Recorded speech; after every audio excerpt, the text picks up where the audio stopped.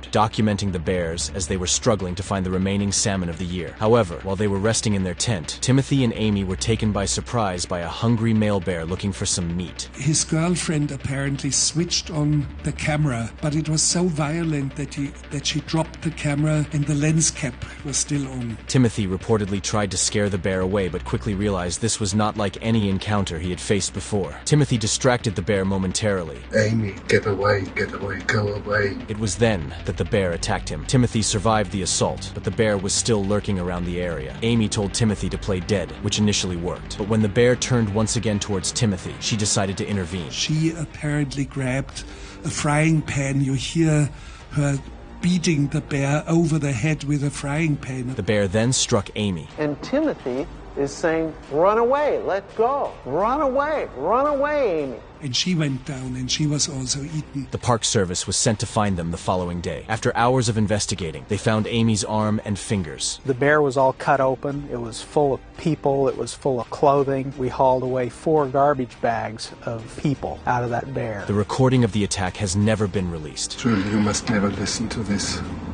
I know, Werner. I'm never going to. Timothy Treadwell was passionate about the species that killed him and dedicated his life to protecting them. When you spend a lot of time with bears day after day, there's a calling that makes you want to come in and spend more time in the world. He had spent over a decade crafting a way to coexist with them. It's important that every bear knows who I am and that I fit on their hierarchy if I'm to survive. He studied them and understood the dynamics of their relationships. Members of an up-and-coming sub-adult gang, they're challenging everything, including me. Goes with the territory. If I show weakness, if I retreat, I may be hurt, I may be killed. However, Timothy's life was put in danger on many occasions, with several of his videos documenting attacks from these animals. Hi, how are you?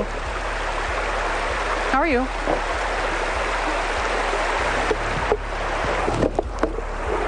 Don't you do that. Don't you do that. Back off. For that reason, many encouraged him to leave. Timothy, I'm getting a bad feeling about you. He was disliked by hunters and fishers in the area, who saw him as an enemy. But it is some sort of a warning. It is some sort of a ha-ha.